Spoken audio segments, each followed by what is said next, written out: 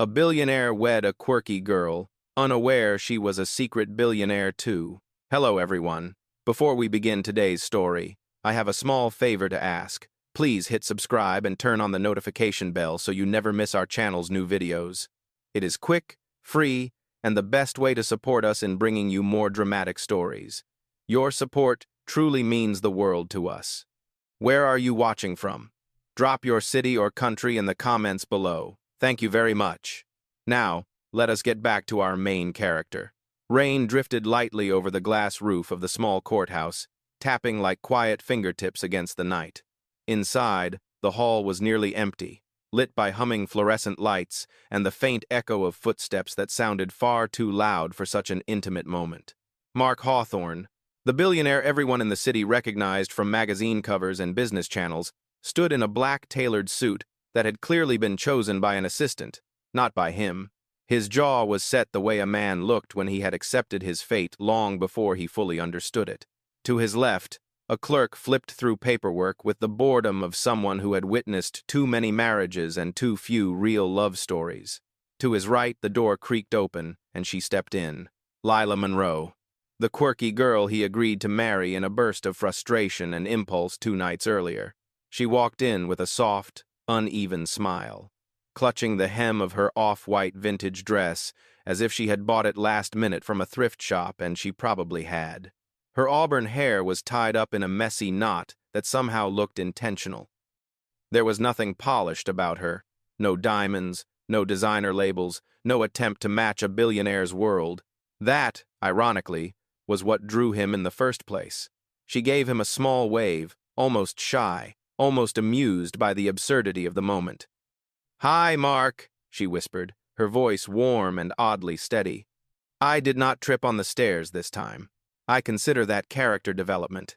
The corner of his mouth lifted despite himself. "Glad to hear it." The clerk cleared his throat, irritated, and motioned them forward. The ceremony was so rushed that the overhead lights flickered twice during the vows, and the air smelled faintly of old paperwork and lemon-scented cleaner. There were no guests, no flowers, no music.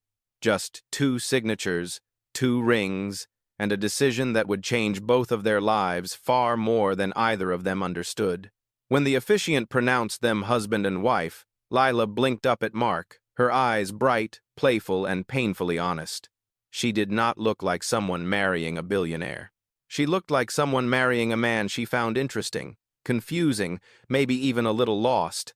Mark exhaled slowly, the weight of the moment settling on his shoulders. He had married her under the belief that she had nothing, that she was simply a quirky girl from a modest apartment with mismatched furniture and a habit of collecting novelty keychains. He had no idea that the necklace resting casually against her collarbone, hidden beneath her dress, held a small, brushed metal key engraved with a family crest that once commanded an empire. He had no idea she was a billionaire too, one who had spent her entire life hiding it. The clerk handed them their marriage certificate. Lila took it with both hands, smiling with that strange combination of sincerity and chaos that only she could make charming. "Ready?" she asked softly. Mark nodded, though he was not sure ready was the word. "Let's go home." They stepped out into the cool night air, completely unaware that this quiet, hurried courthouse wedding was only the end of page 1, and the beginning of a story far more complicated than a billionaire marrying a quirky girl. Because she was not who he thought she was, not even close, and the truth was about to find both of them. The city lights blurred against the car windows as they drove through the quiet streets, the hum of the engine filling the silence between them. Mark sat with his hands clasped tightly in his lap, staring out at the passing buildings as if searching for something familiar, something predictable, something that made sense. Nothing did. Not tonight. Not since the moment he said "I do" in a courthouse that smelled like dust and disinfectant. Lila sat beside him, knees pulled close, humming a tune under her breath that sounded like something from a childhood cartoon. She looked completely at ease, as if marrying a billionaire in a rushed, fluorescent-lit room was just another curious chapter in her very curious life. When the car stopped in front of Mark's penthouse, he stepped out first, expecting her to hesitate at the grand entrance, at the scale, at the sheer weight of glass and steel towering above them.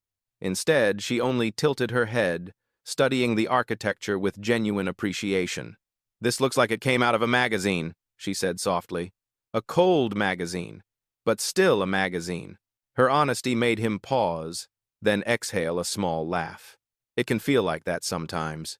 Inside the penthouse, the air smelled faintly of cedar and citrus oil, the way every space smelled when maids and assistants managed every detail of a man's life. The floor-to-ceiling windows opened to a view of the city that stretched far beyond what most people ever saw. Mark had always felt a certain pride standing here.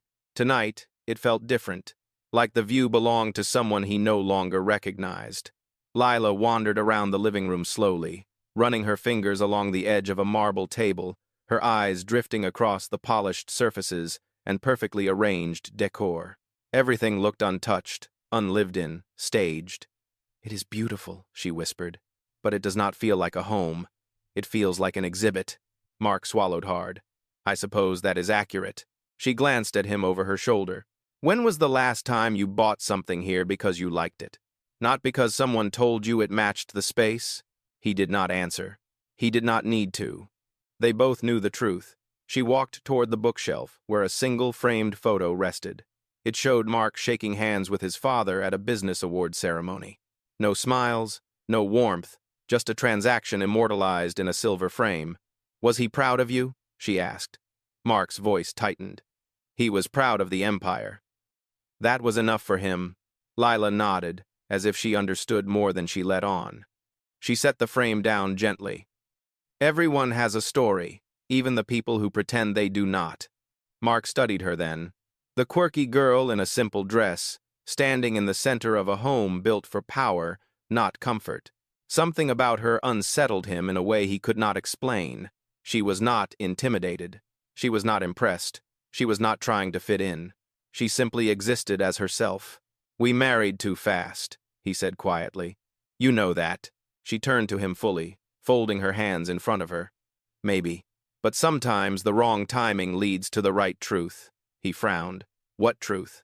She opened her mouth as if she might tell him something real, something important, something that sat heavy on her chest. But instead, she only smiled. A small, knowing smile that held a secret he could not decode. "I will tell you when you are ready to hear it." Before he could ask what she meant, she walked past him toward the guest room, her steps light, her silhouette soft against the warm hallway light. "Good night, Mark," she said gently. "Good night, Lila," he replied. The door clicked shut behind her. Mark stood alone in the vast living room, surrounded by everything a man was supposed to want. Yet all he could think about was the mystery in her eyes. He believed she was a quirky girl with nothing to her name. Tonight was only the beginning of discovering how wrong he was. Morning sunlight spilled through the wide glass windows of the penthouse, painting soft gold across the polished floors. Mark stood in the kitchen, staring down at a cup of coffee he did not remember making. He had barely slept. His mind replayed every detail of the rushed wedding, every glance from Lila, every quiet truth she had almost spoken but held back. Something about her had lodged itself in his thoughts like a question without an answer. He turned when he heard footsteps. Lila walked in wearing an oversized sweater that looked far too warm for the California morning. Her auburn hair was still messy from sleep, and she carried a small notebook tucked under her arm. "Good morning," she said, heading straight for the fruit bowl and lifting an orange to her nose. "Your oranges smell like they came from a perfume commercial." "That is because they did," Mark replied. "They are imported." She blinked at him and lowered the orange slowly. "You import oranges?" "It was not my idea," he said, rubbing the back of his neck. "My chef insisted." She held the orange for a moment longer, then set it back in the bowl, almost mournful. "I miss grocery stores, the ones where people argue over the last bag of chips." He fought the urge to smile.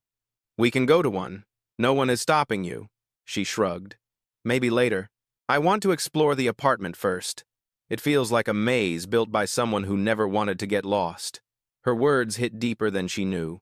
Mark watched her walk toward the hallway, trailing her fingers along the wall as if mapping the space by touch.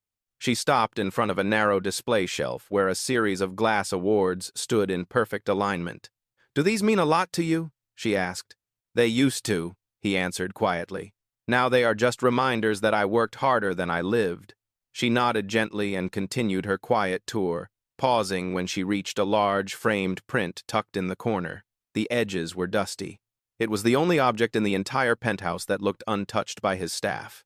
"What is this?" she asked. Mark followed her gaze and felt a small, uncomfortable twist in his chest.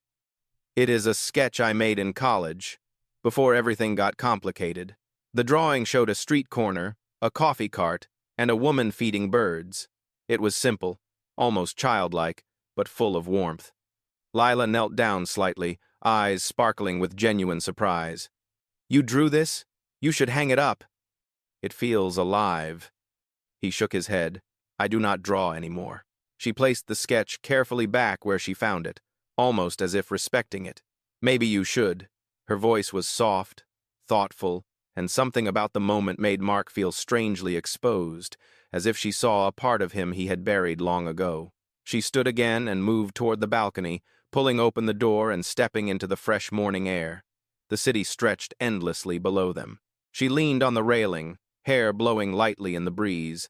"It is beautiful," she said, "but so high up. You do not hear the city from here. You only see it." "That is the point," he replied. She looked back at him, her expression unreadable. "You like distance." He hesitated. "Sometimes." She turned her gaze toward the skyline again. "Everyone has a place where they feel small and real. This is not that place for you." He opened his mouth, then closed it, unsure how she had noticed something he had never said out loud. Before he could respond, she reached for the necklace at her collarbone, fingertips brushing the small metal key he had seen the night before. She held it for a moment, rolling it between her fingers, with a tender familiarity that seemed older than the both of them. "What does the key open?" he asked gently. Lila looked down at it, her smile fading into something quiet. "A part of my life I am not sure you are ready for." He felt the air shift between them, heavier now, threaded with something he could not name. "You can tell me," he said softly. She shook her head. "Not yet." She let the key fall back against her chest, hiding it beneath the sweater. Then she stepped away from the railing. "I am going to make pancakes," she announced with sudden cheer, heading back inside. "Real pancakes, not imported ones." He stared at the doorway she disappeared into, feeling both drawn to her and unsettled by her mystery. He thought he had married a quirky girl with nothing to her name, but the more he watched her move through his world with ease, the more he realized she belonged to a world he did not understand, and the truth was beginning to surface piece by quiet piece. The smell of pancakes drifted through the penthouse like a soft, unexpected warmth. Mark followed the scent into the kitchen and paused in the doorway. Lila stood at the stove, flipping pancakes with the confidence of someone who had made them hundreds of times before. Batter dotted the counter. A streak of flour brushed across her cheek. She looked wildly out of place in his immaculate stainless steel kitchen, and yet somehow she made the room feel more alive than it ever had. She turned slightly when she sensed him. Good timing. "I made extras because I have a habit of ruining the first three." He leaned against the counter, watching her with a quiet curiosity he did not fully understand. "I did not know you cooked." "I do not cook anything complicated," she said, sliding another pancake onto the plate. "But pancakes are forgiving. Even the ugly ones taste good." He almost laughed, and for a moment the tension inside him loosened. She set a plate in front of him, along with real maple syrup she must have pulled from the back of a cabinet. Mark sat down. "You did not have to do this." "I know," she replied, taking the seat across from him. "But you looked like you could use something that did not come from a catering team." He cut into the pancake, surprised by the softness, by the way the butter melted into the edges. It was far better than he expected. "This is really good," she brightened. "See, forgiving." They ate in a gentle quiet. Every so often, she glanced around the kitchen, her eyes lingering on details he had never noticed. The spotless counters, the untouched spice rack, the arrangement of knives that had never been used. "Do you ever cook?" she asked. "I used to," he admitted, "before everything became scheduled." She nodded slowly. People forget that comfort is not a luxury, it is a need. After breakfast, Lila wandered into the living room and sank onto the couch, hugging a pillow as if it were her favorite spot instead of an expensive piece of furniture no one ever sat on. Mark followed, sitting a few feet away, unsure why his heart felt heavier than before. She reached for the remote and turned on the television. Not a news channel, not a business update. A nature documentary with soft narration and landscapes of forests he had never visited. "I like background noise," she said. "Silence makes my thoughts too loud." He looked at her, truly looked at her. "What kind of thoughts?" She hugged the pillow tighter. "Thoughts about choices, about people, about hiding." The word hung in the air like a confession. Mark leaned a little closer. "What are you hiding, Lila?" Her eyes softened, like she wanted to answer but could not yet open the door inside her chest. She shifted her gaze toward the balcony instead. "Do you want to go out for a walk?" she asked. "Someplace normal, not a gallery or a rooftop with waiters holding tiny appetizers." He blinked. "Where did you have in mind?" "Somewhere people breathe without agendas," she said. "A place where no one knows who you are." His stomach tightened. No one had asked him that in years. The idea felt impossible. And yet, with her standing there looking at him with hopeful eyes, it also felt strangely attainable. He exhaled. "All right, lead the way." 15 minutes later, they stepped out into a modest neighborhood downtown, a place lined with small shops, worn cobblestones, and coffee stands with chalkboard menus. A street musician played soft guitar notes near the corner. The air smelled like cinnamon and roasted beans. Lila walked as if she belonged here. Mark walked as if rediscovering the ground beneath his feet. They stopped at a tiny second-hand bookstore squeezed between a bakery and a laundromat. The bell above the door chimed softly as they entered. The shelves leaned slightly. The carpet was uneven, and sunlight filtered in through dusty windows. Lila inhaled deeply. "This is my favorite smell in the world. Old paper and new beginnings." She drifted toward the fiction section, trailing her hand across spines of worn novels. Mark followed her without realizing it. She picked up a book with a cracked cover and handed it to him. "Read the first line," she said. He opened it. She stepped into the wrong room and found the right destiny. Lila smiled as if the universe had done something clever. "See? Mistakes are not always mistakes." Before he could reply, she turned away to explore another shelf. Her necklace shifted, and the small metal key glinted briefly under the bookstore lights. The same key she refused to explain. Mark watched her quietly, a sense of curiosity growing stronger with every minute. The girl he married on impulse was far more layered than he had imagined, and for the first time he wondered if the biggest mistake of his life was actually the beginning of the truth he had been avoiding for years. The bell above the bookstore door chimed again as a small group entered, their laughter echoing between the tilted shelves. Lila stepped aside to make room, but one of the women brushed against her shoulder a little too forcefully, causing the book in her hand to drop to the floor. The woman barely glanced at her before turning back to her friends. Mark watched the whole moment, a frown tightening across his face. He went to pick up the book before Lila even bent down. "Are you all right?" he asked. She nodded, brushing it off with that same laugh she always used to soften uncomfortable moments. "It is fine. People have off days." But he could hear the thinness in her voice. Moments like this never touched him. They slid off his world like water from a polished stone. For her, they stuck. She turned back toward the shelf, but he gently touched her elbow. "Let us take a break." She hesitated, then nodded. They left the bookstore and walked toward a small park a few blocks down.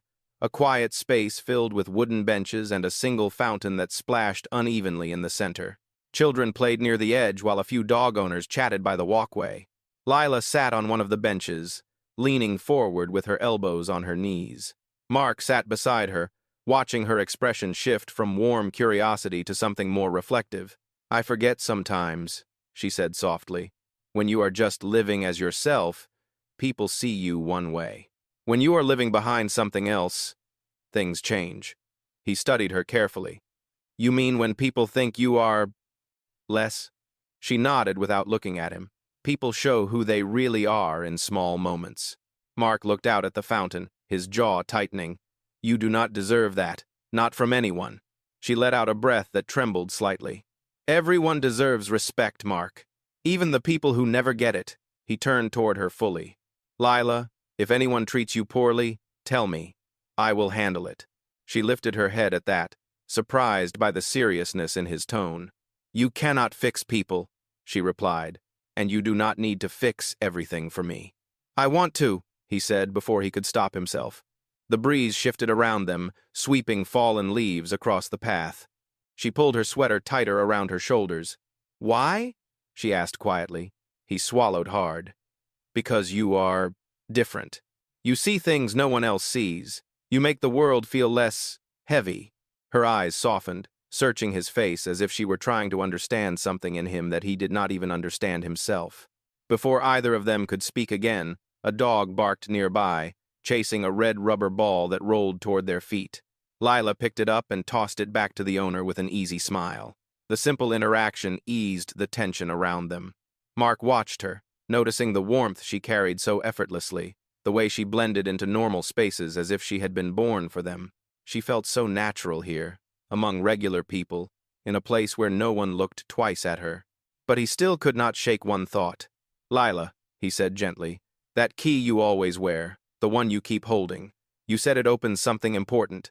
Her hand went to the pendant reflexively, fingers curling around the small metal piece.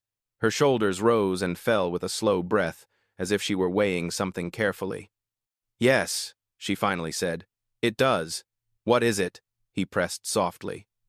She held his gaze for a long moment. It opens a part of my life I have kept hidden for years. He felt the air between them shift again, heavier this time. Why hide it? He asked. She looked down at her hands. Because, once people know the truth, they stop seeing me the way you see me right now. He shook his head. I will still see you. She gave him a small, heartbreaking smile. I hope so. A bus rumbled down the street, rattling the bench. Lila stood, brushing off her sweater. Come on, she said gently. I want to show you something. Where are we going? A place I used to go before my life changed, she said. A place that reminds me of who I was before everything became complicated. Mark rose beside her, curiosity tightening in his chest. He thought he was beginning to understand her. He was wrong. The truth she carried was far deeper than he imagined, and the key resting against her heart was the first crack in the wall she had spent years building, and she had just decided to open it one step at a time. Lila led Mark down a quiet residential street, far from the polished sidewalks and glass towers he was used to. The sun dipped lower, casting long shadows over small brick buildings and narrow alleyways. It was a part of the city he had never walked through in his adult life, a part that reminded him of the world he had left behind when success became his entire identity. They stopped in front of a small community center with a faded mural painted across the side.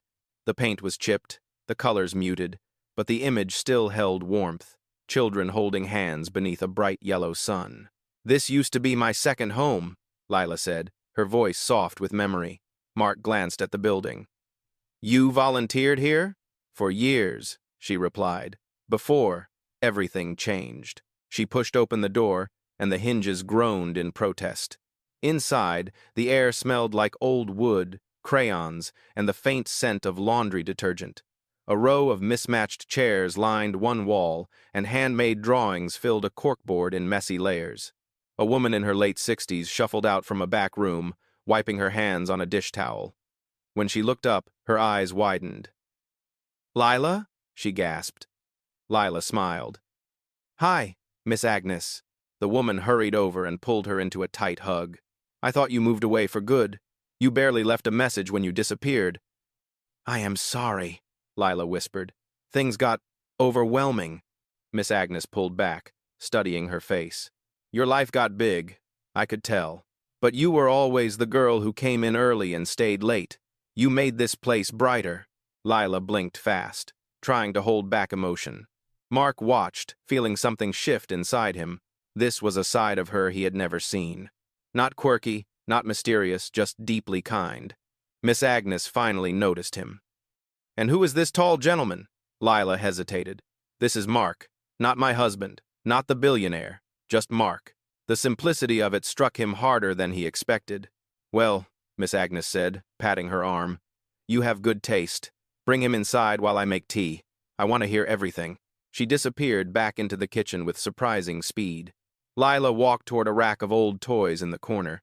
She reached for a wooden puzzle, her fingers brushing the edge as if greeting an old friend. I used to fix these, she said. The kids broke them every week, and I glued them back together every week. Mark moved closer. Why did you stop coming here? She lowered the puzzle slowly. Because my inheritance became public. Reporters followed me everywhere. People stopped treating me like me. The words sank into him with quiet weight. You inherited a lot? She nodded. My mother left me her company, her investments, and the trust she built over 30 years. I was 24. Overnight, I went from living in a small apartment to managing enough money to rebuild half the city. Mark stared at her, realization spreading through him. You were already wealthy when we met. She nodded again. Very. A silence stretched between them, thick with unspoken questions. Why hide it? He finally asked. Her voice softened. Because when people know the number in your bank account, they stop seeing your heart. They stop listening. They stop believing anything you do is real. He swallowed, the truth hitting deeper than he expected. You thought I would be the same. I was afraid you might, she admitted. I met you before I told you anything because I wanted to see you without the weight of my name, without expectations. He looked down at his hands. So you kept everything from me. I kept the complicated parts, she said gently, but not the real parts. Mark lifted his gaze. And which part was I to you? She stepped closer, her eyes searching his. You were the first person who looked at me without trying to measure me. That is why I said yes to marrying you. Not because it made sense, but because it felt honest. He felt his chest tighten with something he could not name. Awe, confusion, maybe even a hint of fear. Before he could respond, Miss Agnes returned with a tray of teacups, humming to herself. Come sit, you two. I want to hear every detail. Lila wiped her eyes and sat beside her. Mark joined them, still processing the truth, unraveling in front of him. He had married a quirky girl who made pancakes and smiled at strangers, but she was also a woman who carried an empire behind her ribs. And for the first time, Mark realized the reveal he had feared most was not her wealth. It was the depth of the life she had lived before he ever walked into it. Mark sat across from Lila and Miss Agnes, the warm scent of chamomile rising from the chipped teacup in his hands. The wooden chair creaked softly beneath him, reminding him that this place was real in a way his penthouse had never been. The overhead lights flickered, and the hum of an old refrigerator filled the silence between their breaths. Miss Agnes leaned forward, resting her elbows on the table. So, tell me, Lila, what made you come back after all this time? Lila toyed with the handle of her cup, her fingers trembling just enough for Mark to notice. I missed this place. I missed feeling like I was part of something that mattered. You always mattered here, Miss Agnes said gently. You did not need money for that. The words struck Lila harder than she expected. She nodded, blinking away the sting behind her eyes. Mark watched her closely, seeing more layers peel away with every breath she took. Miss Agnes turned her attention to Mark. What about you, young man? How did you get mixed up with our girl here? For a moment, Mark hesitated. He looked at Lila. She met his gaze with an expression that held trust, fear, and something fragile beneath the surface. We met by chance, he said finally, and I made a choice before I knew anything about her past. Miss Agnes chuckled. Well, that sounds like life, making choices before you are ready. Lila breathed out a quiet, almost shaky laugh. But the moment of lightness broke when the front door swung open, sending a rush of cold air through the center. A man in a suit stepped inside, tall and sharp-eyed. He scanned the room before speaking. Lila Monroe? Lila stiffened immediately. The color drained from her face. Mark felt his muscles tense without thinking. The man approached with a clipped, professional stride. I am Daniel Pierce, legal counsel for the Monroe Family Trust. He pulled a folder from under his arm and placed it on the table. Your absence has caused complications. Miss Agnes narrowed her eyes. Who are you to walk in here with that tone? Daniel ignored her. His attention was fixed solely on Lila. You have missed 3 executive briefings. The board is demanding your presence. If you continue to disappear, they may move to restructure control. Lila swallowed hard. I told them I needed time. Time is not something a multi-billion-dollar trust can wait on, Daniel said. especially not with the press sniffing around the story of your sudden marriage. Mark felt his stomach drop. They know? They always know, Daniel replied coldly. And they want answers. Lila stood abruptly, her chair scraping against the floor. This is not the place, Daniel. It became the place when you vanished, he said. And when you married a man with enough power to shake the markets in 2 cities. Mark stepped forward, his voice low. That is between us. You do not get to walk in here and talk to her like that. Daniel raised an eyebrow. This is more complicated than romance, Mr. Hawthorne. Her decisions affect thousands of employees, dozens of holdings, and an entire legacy.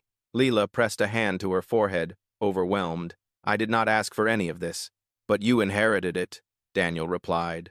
And you need to decide whether you will claim it or abandon it. Miss Agnes rose from her chair, placing herself between Lila and Daniel. You need to leave. She is allowed 1 afternoon to breathe. Daniel held Lila's gaze. The board meets in 2 days. If you are not there, they will assume you are unfit to lead. He picked up the folder and handed it to her. Make the right choice. Then he turned and left without another word. The door closed with a sharp thud, and the air in the room shifted painfully. Lila sank back into her chair, her breath trembling. I knew this would happen. I tried to outrun it, but it always finds me. Mark sat beside her, his voice steady. You do not have to face this alone.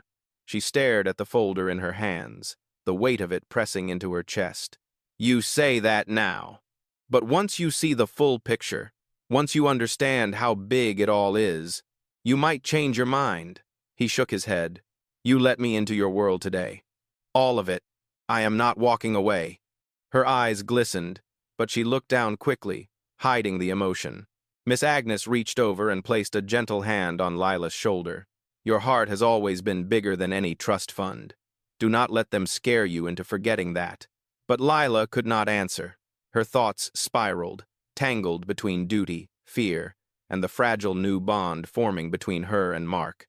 The truth was no longer just a secret. It was a storm gathering on the horizon, and the first cracks of thunder had already begun to echo. The sky had already darkened by the time Mark and Lila stepped out of the community center. Streetlights flickered to life one by one, casting long pools of amber across the sidewalk. Lila clutched the folder Daniel had given her, holding it against her chest as if it could shield her from the future, pressing in on all sides. They walked in silence for several minutes, neither sure where to begin. Mark finally stopped beneath a streetlight, turning to face her. Lila, he said gently, you do not have to run anymore. She shook her head, her eyes full of worry. You do not understand. If I go back, I lose myself. If I stay away, I lose everything my mother built. I do not know how to choose between those 2 versions of myself. He stepped closer. What if you do not have to choose alone? Her breath hitched. You do not know how complicated it is. The board will question you. The press will dissect everything you have ever done. They will twist our marriage into something ugly. They will use you against me. Let them, he said softly. She looked up in confusion. Why? Mark exhaled, the truth he had been wrestling with finally rising to the surface. Because you stood in my world without fear. You walked into my penthouse and saw through all of it. You gave me honesty when no one else did. I am standing with you now, not because it is easy, but because you deserve someone in your corner. Her lips parted, but no words came out. He reached toward the necklace she always wore. Show me. For a moment she hesitated, then her fingers slowly closed around the small metal key. She unhooked the chain and placed the key in his palm. It opens my mother's safety deposit box, she whispered. I have not opened it since she passed. I was afraid of what I would find. Mark curled his hand around the key. Let us open it together. Her eyes glistened, but she nodded. They took a cab to a private bank downtown. The security guard recognized her immediately and led them inside without question. The vault room was cold and quiet, lined with rows of narrow metal compartments that stretched into the shadows. Lila's hands trembled as she guided Mark to the box, with her family crest etched into the corner. She slipped the key into the lock and turned it slowly. The metal clicked. Inside the box, she found no stacks of cash, no elaborate gemstones, no blueprints of empires. Just letters. dozens of handwritten letters tied with a faded ribbon. Her breath caught as she lifted them gently, the paper soft and yellowed with age. "They are from her," Lila whispered. "I thought she stopped writing to me years before she died." Mark stepped behind her, reading over her shoulder as she unfolded the first note. "My Lila, one day you will feel crushed by the weight of our name. When that happens, remember this. You were born to lead with kindness, not with fear. Our legacy is not money, it is heart." Lila pressed the letter to her chest as tears spilled down her cheeks. "I thought everyone only cared about the power. I forgot she never wanted that for me." Mark placed a steady hand on her back. "Then lead the way she wanted. Lead with heart." She turned to him, eyes wet but glowing with newfound clarity. "Mark, I want you with me when I face the board." "You will have me," he said without hesitation. The next morning, the glass tower of the Monroe Family Trust rose above them like a fortress. Reporters swarmed outside, shouting questions as cameras flashed. Lila tightened her grip on Mark's hand. "Are you sure about this?" He nodded. "I am sure about you." They walked through the lobby together, whispers rippling through the crowd. When they entered the boardroom, every executive turned, stunned not by her appearance but by who she brought with her. Lila stepped forward, shoulders square, voice steady. "I am not here to abandon my mother's legacy," she said. "I am here to redefine it." A murmur spread across the room. "And Mark is not a scandal," she continued, her chin lifting. "He is my partner, and this trust will be led by integrity, not intimidation." Daniel Pierce exchanged a glance with the others, clearly surprised by her unexpected strength. Mark moved to stand beside her, silent but unmistakably supportive. The board's initial resistance slowly faltered as Lila laid out her vision. She spoke with honesty, humility, and a clarity that disarmed even her harshest critics. By the time she finished, the room was quiet in a way that signaled not rejection but respect. Hours later, when they finally stepped out of the building, the sun had broken through the clouds. Light spilled over them in warm streaks as they faced the waiting reporters. One of them shouted, "Lila, is this marriage real, or just for image?" Lila looked at Mark. Then she laced her fingers through his and said clearly, "This marriage is the most real thing I have ever chosen." Mark squeezed her hand, and for the first time since the day they met, the weight on her shoulders lifted. They had walked into the storm together. And now, standing in the brightness afterward, the truth no longer felt like something to fear. It felt like freedom. Sunset settled over the city like a soft veil, tinting the skyline in shades of amber and rose. Mark and Lila walked hand in hand away from the tower where everything had almost fallen apart and then finally come together. The air felt warmer, lighter, filled with the hum of the evening rush. But inside them, something had shifted in a deeper way. For the first time since their chaotic courthouse wedding, both of them felt aligned with a truth neither had dared to imagine. They took a taxi back to the penthouse, but when they stepped inside, Mark paused just past the doorway. The apartment felt different now, as if the walls themselves were waiting for what came next. Lila stood near the windows, watching the city glow beneath them.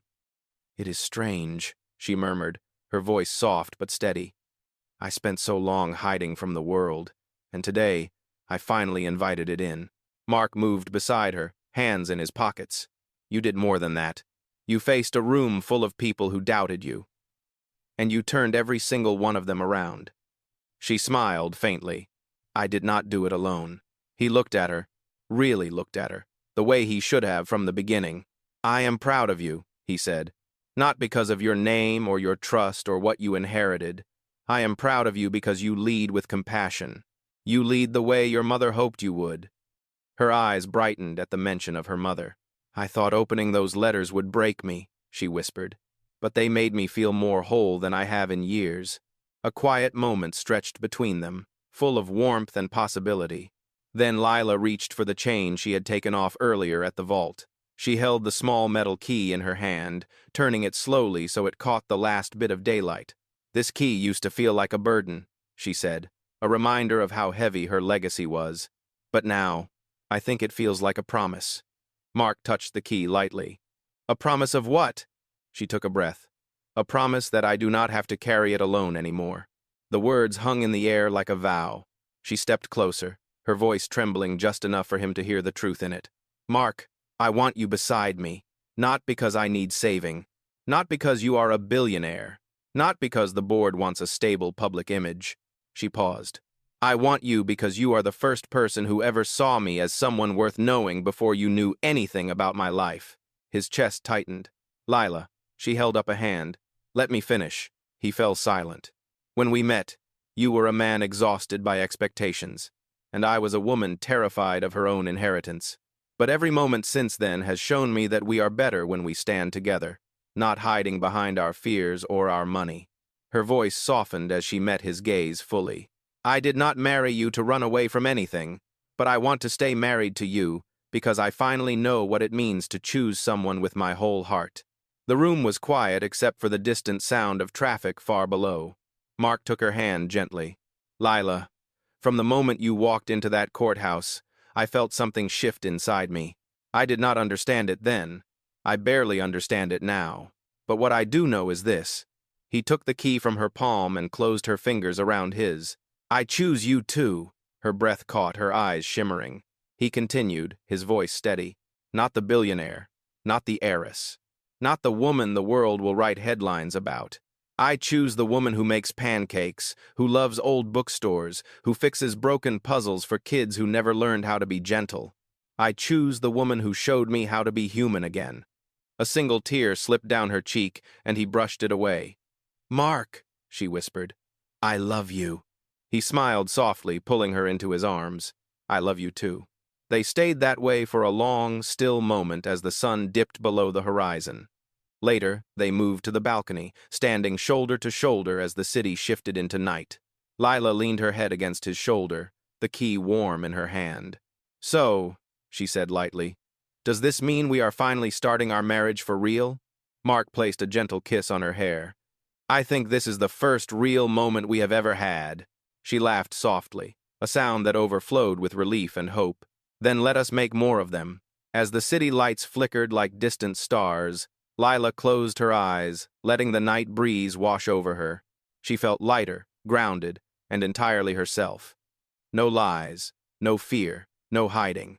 Just two people who chose each other, against every expectation, and found something truer than either of them had believed possible. Their story had begun with a mistaken wedding. But now, standing together in the quiet glow of the city, it finally felt like destiny.